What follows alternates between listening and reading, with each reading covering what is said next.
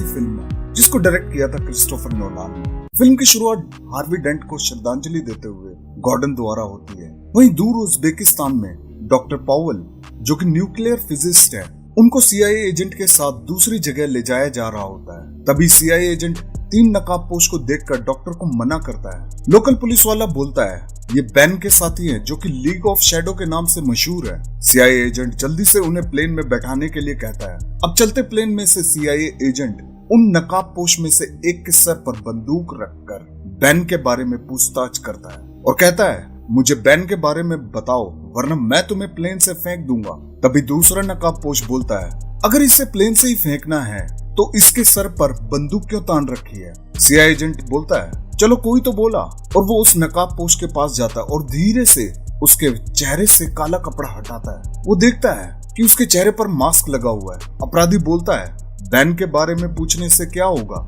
ये पूछो कि हमारा प्लान क्या है। सीआईए एजेंट उससे पूछता है कि अगर मैं तुम्हारा मास्क उतार दूं तो क्या होगा। बैन बोलता है बहुत दर्द होगा। सीआईए एजेंट हंसकर पूछता है तुम बच्चे हो जो तुम्हारा मास्क हटाने से दर्द होगा।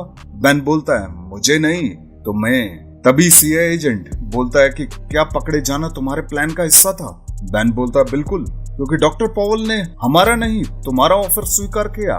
पता तो लगे डॉक्टर पॉवेल ने तुम्हें क्या बताया है। और तभी सीआईए एजेंट नोटिस करता है कि उनके प्लेन के ऊपर एक बड़ा प्लेन उड़ रहा है और तभी उसमें से कुछ लोग उस प्लेन पर जंप करते हैं और उसे लोहे की वायरिंग से अपने प्लेन के साथ बांध देते हैं। वो जल्दी से प्लेन को डिस्ट्रॉय करके डॉक्टर पॉवेल को किडनैप कर लेते हैं। वहीं गौथम शहर में वेन मैंशन में मेयर जनता को संबोधित करते हुए हार्वी डेंट एक्ट के बारे में लोगों को बताते हैं कि इस एक्ट की वजह से अपराध 8 साल से बहुत कम हो गया है। कुछ लोग डिमांड कर रहे हैं कि इस एक्ट को खत्म कर दिया जाए, लेकिन वो बोलते हैं मेरे रहते तो ये बिल्कुल नहीं हटेगा। वहीं दूर एक काली परछाई मेयर के इस भाषण को सुन रही होती है और तभी मेयर गॉर्डन को स्टेज पर बुलाते हैं। गॉर्डन हार्वी डेंट की सच्चाई बताने की कोशिश करता है, लेकिन वो अपने आप को रोक लेता है क्योंकि उसे लगता है कहीं ना कहीं हार्वी डेंट एक्ट की वजह से शहर में काफी शांति है।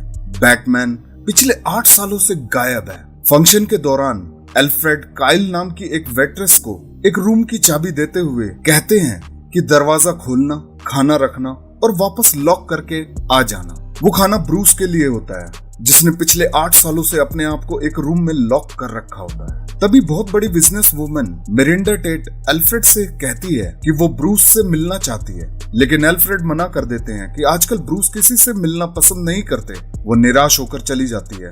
वेट्रेस काइल के कुछ और ही इरादे होते हैं। वो ब्रूस के रूम में जाती है और खाना रखती है और ब्रूस की मदर का हार चुरा लेती है। अचानक उसकी नजर ब्रूस की पुरानी तस्वीरों पर पड़ती है, जिसे वो देखने लग जाती है और तभी ब्रूस लंगड़ाते हुए आता है और काइल के हार की तारीफ करता है। साथ ही कहता है बिल्कुल ऐसा ही हार मेरी मदर के पास भी है, जो कि इस लॉकर में बंद है। काइल समझ जाती है ब्रूस ने उसकी चोरी पकड़ ली है। वो उसकी छड़ी पर लात मारती है और उसे गिरा देती है और वहां से भागने में कामयाब हो जाती है मिनिस्टर गिली के साथ। एल्फ्रेड ब्रूस से मिलने उनके रूम में जाता है और ब्रूस एल्फ्रेड को हार चोरी के बारे में बताता है।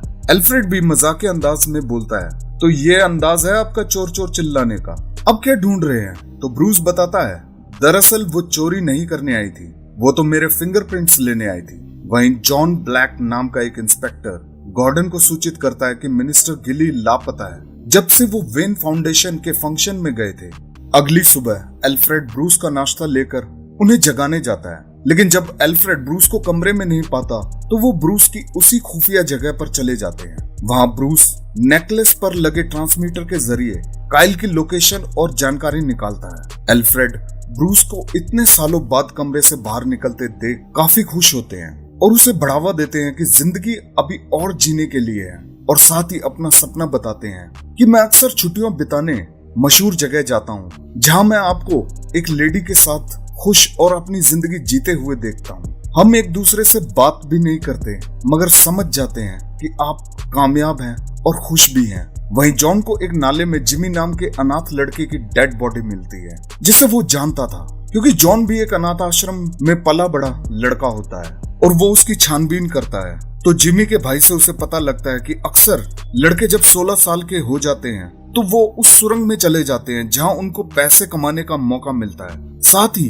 छानबीन में जॉन को पता लगता है जो पैसा वेन एंटरप्राइजेस से अनाथ आश्रम के बच्चों को मिलता था वो आना बंद हो गया है। वहीं काइल ब्रूस की उंगलियों के निशान बेचने के लिए खुफिया जगह पर जाती है जहां उसे डबल क्रॉस किया जाता है, लेकिन काइल अपनी चालाकी से उस मिनिस्टर की लोकेशन भेज देती है जिसको वो डील में अपने साथ लेकर आई थी, और तभी पुलिस वहां रेड मारती है। क्रिमिनल्स जैसे तैसे करके भागने में कामयाब हो जाते हैं, लेकिन गॉर्डन उनका पीछा करता है और उनका पीछा करते हुए एक सुरंग में पहुंच जाता है जहां उसे बेन के आदमियों द्वारा पकड़ लिया जाता है और वो उसे बेन के सामने लेकर आते हैं। बेन उसकी तलाशी लेने के लिए कहता है जिसमें गॉर्डन हार्वी डेंट की सच्चाई लोगों के सामने लाने के लिए लिखी थी।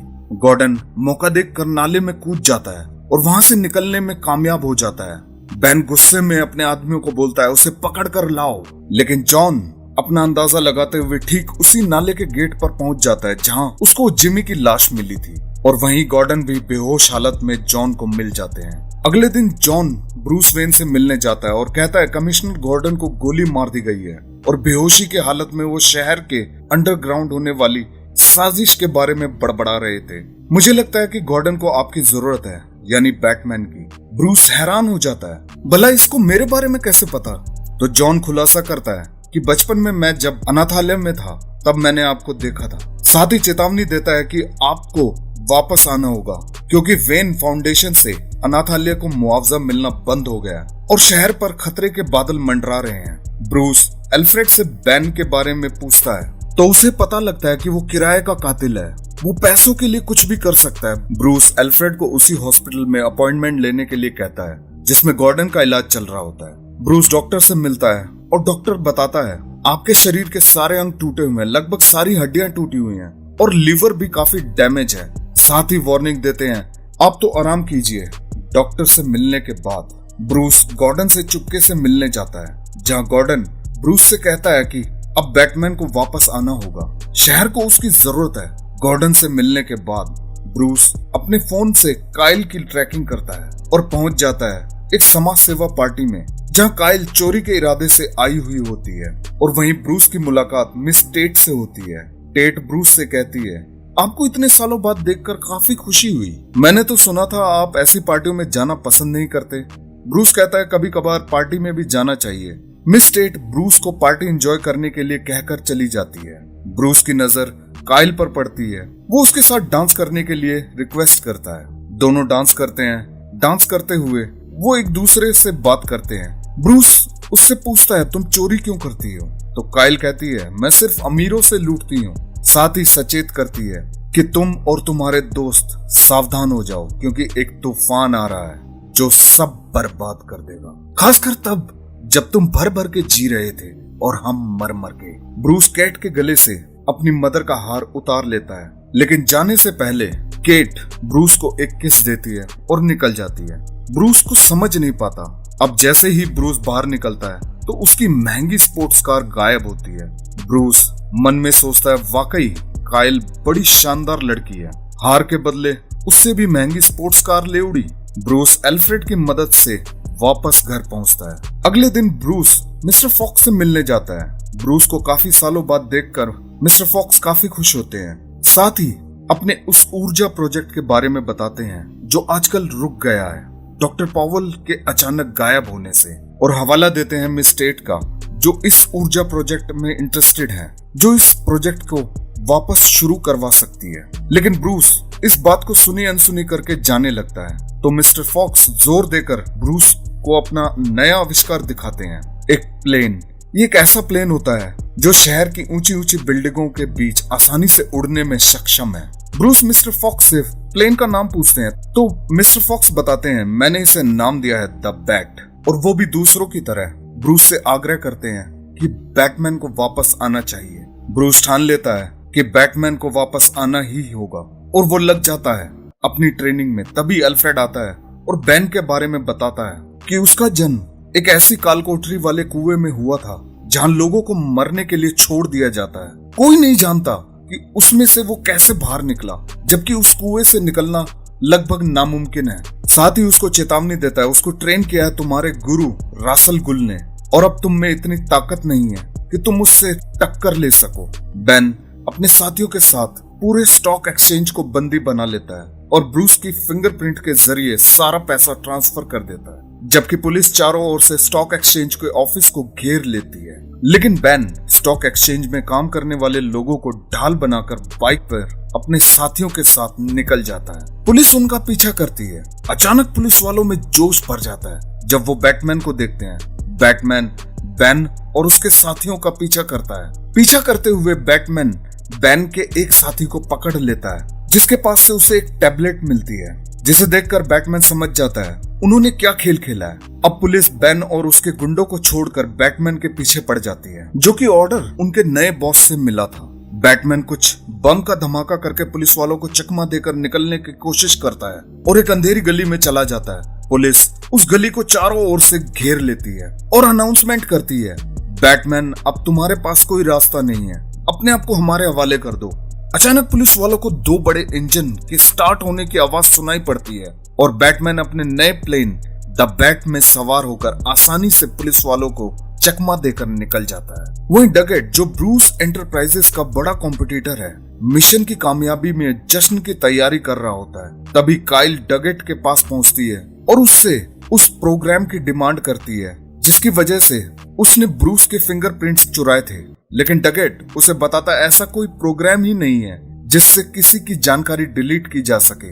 अब चारों ओर से काइल पर डगेट के आदमी हमला करते हैं, लेकिन बैटमैन सही टाइम पर पहुंच जाता है और काइल को बचाकर निकाल लेता है। ब्रूस घर पहुंचता है जहां एल्फ्रेड ब्रूस से काफी नाराज होता है। एल्फ्रेड कहता है कि हमने आपकी हड्डियां ठीक करवाई हैं, जख्म सिए हैं, हम आपको दफना नहीं सकते। वो बेन की ताकत का एक वीडियो दिखाते हैं और उसकी रफ्तार के बारे में बात करते हैं और सचेत करते हैं तुम उसका मुकाबला नहीं कर पाओगे।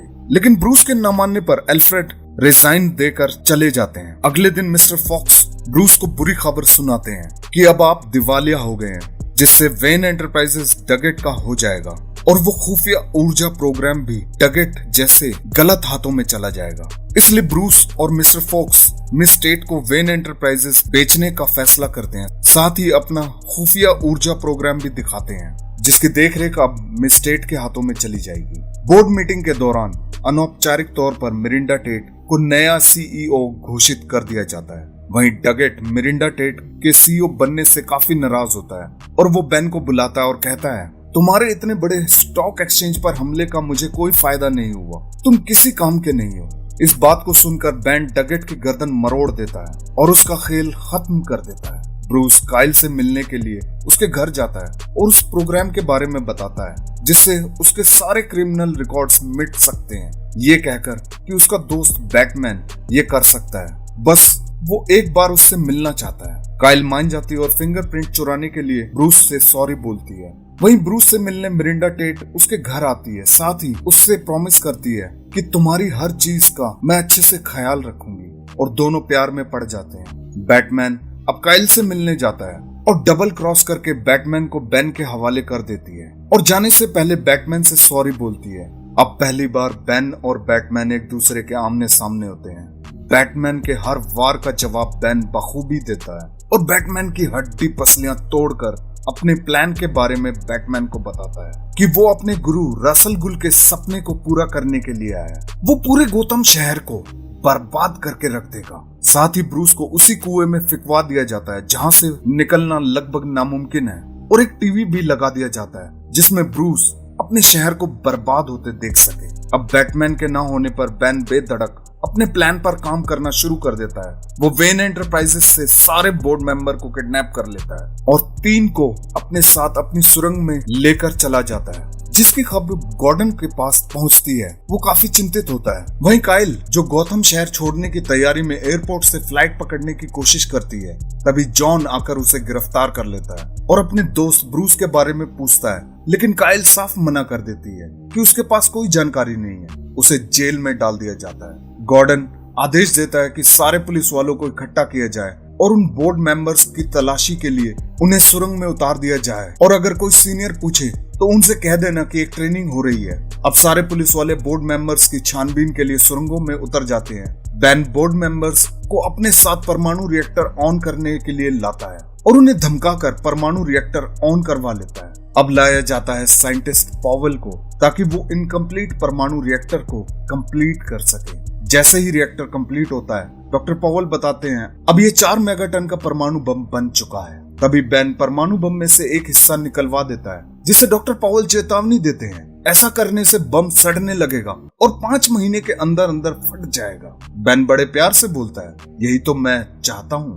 बेन सुरंगों के चारों तरफ बारूदी सीमेंट लगवा देता है और वो एक धमाका करवाता है, जिससे सारे पुलिस वाले उस सुरंग में फंस जाते हैं। बेन अब ग्राउंड में जाता है जहाँ मैच चल रहा होता है। वो उस ग्राउंड को भी बारूद से उड़ा देता है और गौतम शहर के मेयर को भी मार देता है और शहर में चारों तरफ धमाके होते हैं। धमाके होने के बाद ग्राउंड में बेन जाता है और वहां बैठी पब्लिक को बताता है कि उसने शहर में परमाणु बम फिट कर दिया है और जो कभी भी फट सकता है। उसका रिमोट आप में से किसी एक के पास है और वो कभी भी इस बटन को दबा सकता है और ये बॉम्ब एक जगह नहीं रहेगा बल्कि पूरे शहर में घूमता रहेगा और पूरे शहर में कर्फ्यू लागू करने की घोषणा करता है। बेन अब एक प्रेस कॉन्फ्रेंस करता है जिसमें वो गॉर्डन की वही स्पीच पढ़ता है जो उसके हाथों लग गई थी कि किस तरह हार्वी डेंट की मौत हुई थी और बैटमैन ने सारा इल्जाम अपने ऊपर ले लिया था। साथ ही वो शहर के जेल से उन 1000 अपराधियों को भी छुड़वा देता है जिनको डेंट एक्ट के तहत गिरफ्तार किया गया था। पूरे गौथम शहर में अफरा तफरी का माहौल हो जाता है। पूरा शहर अब कैदियों की तरह अपने ही घर में कैद हो जाता है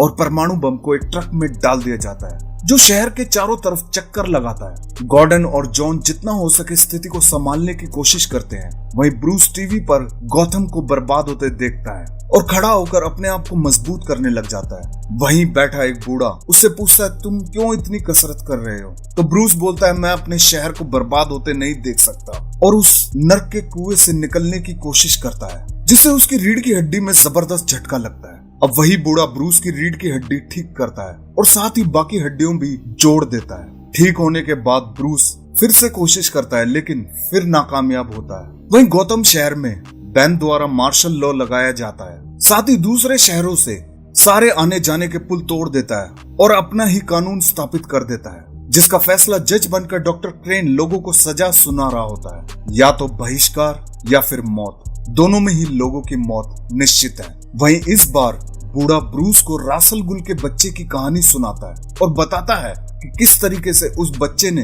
अपने डर पर काबू करके बिना रस्सी के छलांग लगा दी थी और इस नर्क के कुएं से बाहर निकल गया था। बूढ़े की बात सुनकर ब्रूस को समझ आता है और वो बिना रस्सी के कुएं को पार करने की ठान लेता है। 5 महीने बाद ब्रूस जेल से निकल भागने में कामयाब हो जाता है और गौथम शहर वापस लौट आता है। बैटमैन अब बंद सुरंगों में से पुलिस वालों को छुड़वाता है। अब पुलिस वालों के साथ मिलकर बैटमैन सड़कों पर बेन की सेना से भिड़ जाते हैं। एक बार फिर बैटमैन और बेन आमने सामने होते हैं। इस बार बैटमैन पूरी तरह तैयार होता है और दोनों में घमासान लड़ाई होने के बाद बैटमैन बेन का खात्मा करने ही वाला होता है और तभी मिरिंडा टेट धोखे से बैटमैन को चाकू मार देती है और खुलासा करती है कि रासल गुल का बेटा नहीं बेटी है, जो कि वो खुद है, तालिया गुल।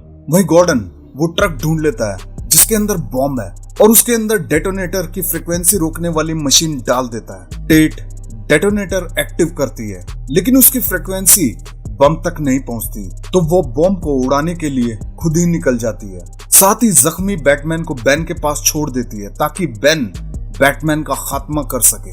लेकिन जैसे ही बेन बैटमैन को मारने लगता है तभी काइल बैटमैन की बाइक पर वहां पहुंच जाती है और बजूका के एक गोले से बेन का खेल खत्म कर देती है। अब बैटमैन और काइल दोनों मिलकर टेट को ढूंढने निकल जाते हैं। टेट तब तक उस ट्रक तक पहुंच जाती है जिसमें बॉम्ब है।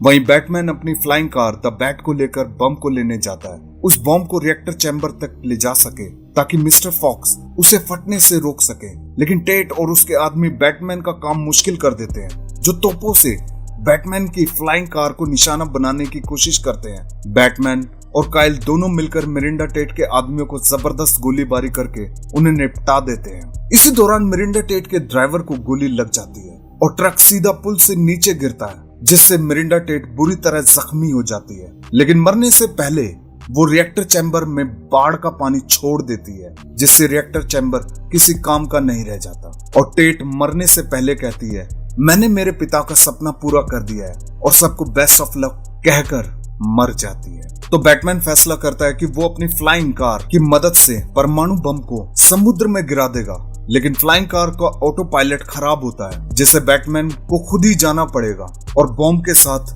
मरना पड़ेगा। काइल बैटमैन के जाने से पहले अपने प्यार का इजहार करती है और उसे गुड बाय किस देती है। बैटमैन परमाणु बम को लेकर अपनी आखिरी उड़ान भरता है और खाड़ी में बॉम्ब के साथ मारा जाता है। पूरा गॉथम शहर बैटमैन के सम्मान में उसकी बड़ी सी मूर्ति स्थापित करता है। वहीं एल्फ्रेड मिस्टर फॉक्स और गॉर्डन वेन की कब्र पर अंतिम श्रद्धांजलि देते हैं। ब्रूस वेन की जायदाद का आधा हिस्सा उसी अनाथ आश्रम को दे दिया जाता है और आधा हिस्सा एल्फ्रेड के नाम कर दिया जाता है। वहीं जॉन को एक पार्सल मिलता है जिसमें एक गुप्त एड्रेस होता है जो बैटमैन के खुफिया अड्डे तक ले जाती है। शायद अब बैटमैन के हथियारों का असली मालिक जॉन रॉबिन ब्लैक होगा।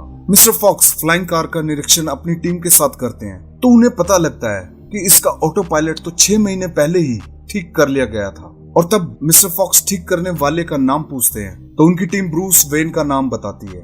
मिस्टर फॉक्स संतुष्टि भरी सांस लेते हैं। वहीं एल्फ्रेड अपने कहे मुताबिक अपनी फेवरेट जगह छुट्टियां मनाने जाते हैं और उनकी नजर ब्रूस और काइल पर पड़ती है। ना ही वो ब्रूस को कुछ बोलते हैं और ना ही ब्रूस उन्हें कुछ कहता है। दोनों कुछ पलों के लिए आंखें मिलाते हैं और दूर से ही एक दूसरे को चीयर्स करते हैं। एल्फ्रेड खुशी